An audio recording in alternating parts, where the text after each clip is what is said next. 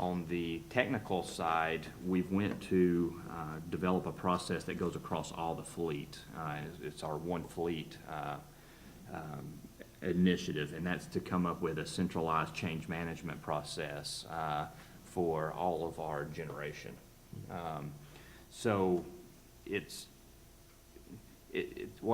change management to me is our Achilles heels right now. We'll go out, we'll get something compliant. There's no doubt in my mind any of us in this room can't go out and get your company compliant with something.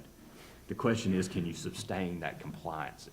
And the problem you have is you have operators out at the plants that, again, has operated this way for 30 years, and it's like, well, you know, used to I could move this cable to this and it would work, so I'll go do that again. Well, now all of a sudden, everything that you went and documented at that plant is now changed, and you've got to go back. So it's a constant challenge, and it's through culture or through educating our employees. I think it's more of a human performance issue than it is a process standpoint. So it's just training, and then have monitoring in place to and testing in place to try to identify the gaps and do continuous improvement. So.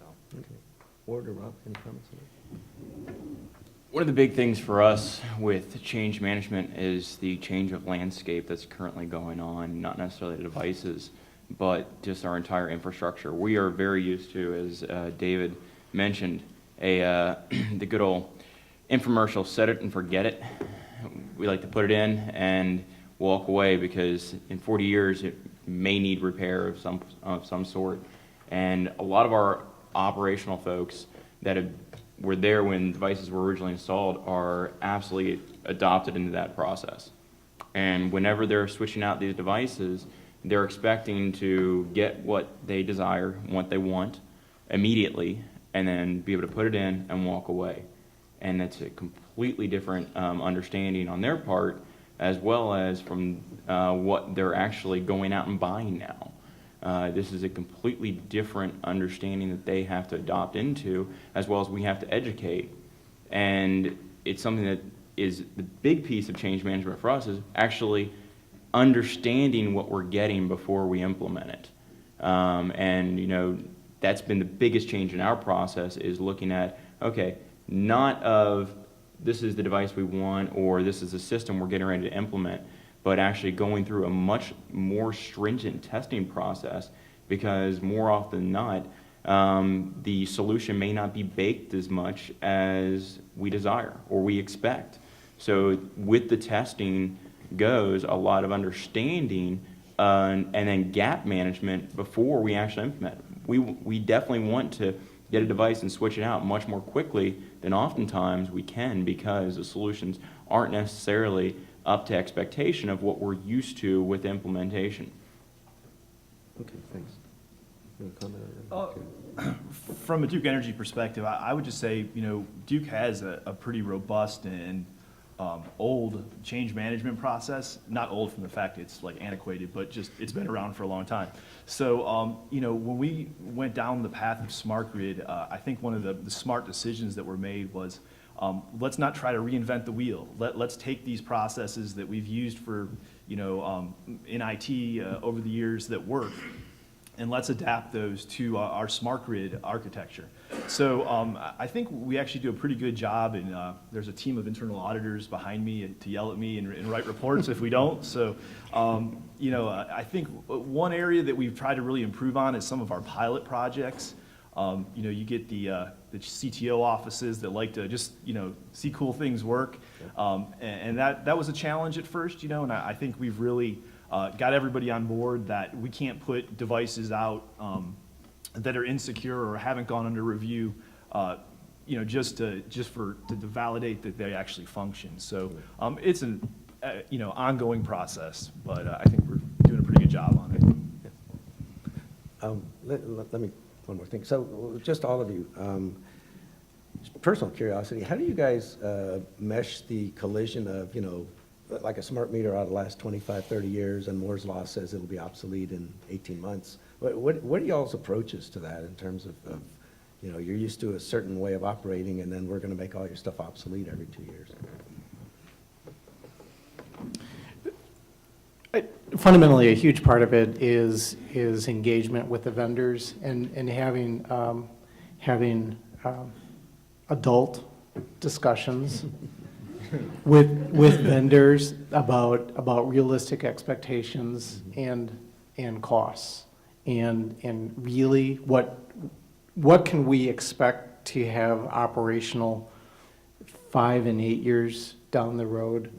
And there's a little bit, I mean, there's tension, right? Because consumers of products want a requirements list like this, but they want to pay for this.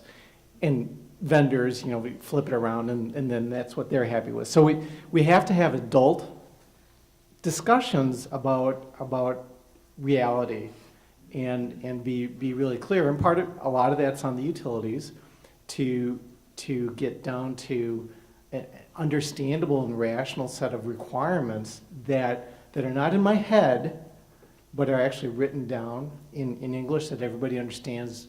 And that's a starting point. It's harder than it sounds, right? Yeah, I mean, I've talked to one telecoms provider who's been being asked to guarantee that 3G will be around in 2026. Okay. Because they want, stable investment. Okay. So any of your others, how do you guys address that? Because it's a dilemma, isn't it?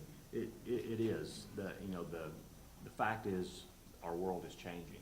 We talked about earlier, you could put in equipment in the last 60 years. That might be the case that we see on maybe transmission and generation side going forward, but it's definitely not going to be what we see in the distribution side. I mean, you're already seeing Google Apps and all kinds of innovation out there for the end user. So our world is changing. I think gone are the days that you can put a meter out and it lasts for 40 years. And as utilities, we're going to have to shift our business practices and resource allocation, right? There's some things, just like anything, you're going to have to legacy some things and adopt new things, and the question is, how much is that going to cost? And it gets back to the cost component of it, is how agile, how flexible we want to be. We can be as agile and flexible as you want to be, but are you willing to pay for that? So, right. But yeah, it's a dilemma that there's no easy answer for. I have a question for all of you. And this is great, you all represent millions of customers, millions of meters, and billions of dollars. Billions. Which is great because your companies all are willing to budget a substantial amount of money to work on cybersecurity. They can. So there's approximately 2,000 small utilities in this country and 238 large utilities. So I guess my question is, those 2,000 small utilities where the IT staffs are sometimes one person, who also happens to probably be the janitors, in many cases. I heard somebody told me that it was I think Andy told me one of them was also worked at a soda fountain or something like that. So what's interesting is, how are organizations like that supposed to deal with security? You have an enormous amount of influence. You can go to an AMI vendor and actually tell them, you will do this. And because they want to sell you millions of meters, they'll do that. That'll happen. What advice would you give to the small utilities that really have no such power and no such capabilities? Well, one of the things I hope that we can do as an industry, and this is something that I'll challenge the vendors with as well, is reusability. As the large utilities making large investments, I'm hoping that from economies of scale or from the investments we're making, we're seeing those pass along to small utilities, those reusabilities. I know in some cases we're not seeing that, as you're seeing the R&D costs just follow along as they go to the smaller utilities. But I think there's some onus on the vendors to help that. The other one is we really need to look at, as an industry, and I'll say the cloud word, but something in a cloud format that the small utilities can subscribe to and buy into, that is turnkey protection, turnkey security for them. Again, economies of scale. You know, I go home, or I bring a unit online that has a single person that's keeping the unit going, that's doing all the janitorial work and all the IT work. That's typical at some of the small generation sites. They need to be able to buy in and purchase turnkey security that they just plug into the grid, to the cloud, and they're protected, paying $19.95 a month or whatever. I don't know what it will be, but we need something like that. And I think that comes through the investments the large utilities are making, and that we leverage those investments and we try to build that infrastructure for the smallers. Because you have to think, you know, not to be cliche, but we're as strong as our weakest link. And what are our weakest links, especially with, you know, I've stayed away from the word smart grid, but I'll go ahead and use it, because that means so many different things to so many different people. It's really the modernization of our components, and as we start getting modern IP-based like meters out there, it's a completely different threat. So we need to figure out how to protect the distributors and those meters to protect the larger bulk power system. Okay, so I guess the question that's sitting on the floor there is, if clouds will work for them, will they work for you guys? I don't see why not. Yeah, I agree. In certain situations. Nice political answer. Okay, well, yeah, a cloud can be private too, it doesn't have to be. And I do want to address the question of one of the big unique things for the utility industry and us as utilities is we're not normally competitive with those smaller utilities. It's not a competitive relationship. We're not looking at them as an adversary. They're very much a partner, and I think that's what we're going to see develop much more extensively over time. It's going to, you know, what James was saying with the cloud concept, and it may not be the cloud as we see it from an IT perspective, where we're going to Google or going to other parties. It very much may be that we partner as a utility industry for a region or something, and then we have a single solution that we all can adopt into as a utility infrastructure.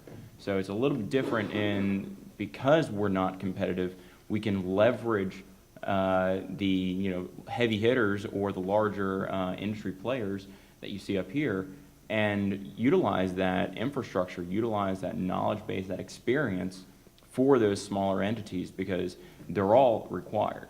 They all have their benefits, and in our interest, it is in our best interest to continue to keep them involved, because if they're not involved, then we end up with what exactly James was saying. We are only as strong as our weakest link. And if they're not able to keep their technologies and their solutions up to the standard within possibly our infrastructure or in our communications stream, then we're having to lower our baseline to meet their needs. So if we can help bring them up and continue to bring them up to par and keep them at a higher level, we all benefit. I think the other part of the answer, I don't want to take too much of Bill's speech away from him, but is what's going on with the partnership between Department of Energy and programs that they're funding to the utilities writ large, such that every utility should not have to reinvent the wheel. And I want to add one more thing on that, is one of the things also I think we have to get out of our industry and start working with the other industries. I still really scratch my head today to wonder why a U.S. company has to worry about a denial of service attack. That while our first line of defense is at our company's firewalls, is when I go and move into a neighborhood or I move to a new city, I go and I find the place that has the best fire and police coverage because there's a community that I've got some buffer between me and the bad guys, right? There's got to be something in some way that we partner with the other industries to build those defense in depths and be able, when a company plugs into the internet, there's assured some level of protection versus the companies themselves taking on all the responsibility. There's got to be some layers, and that's getting us out of our industries and working with the other cross-sector industries. So.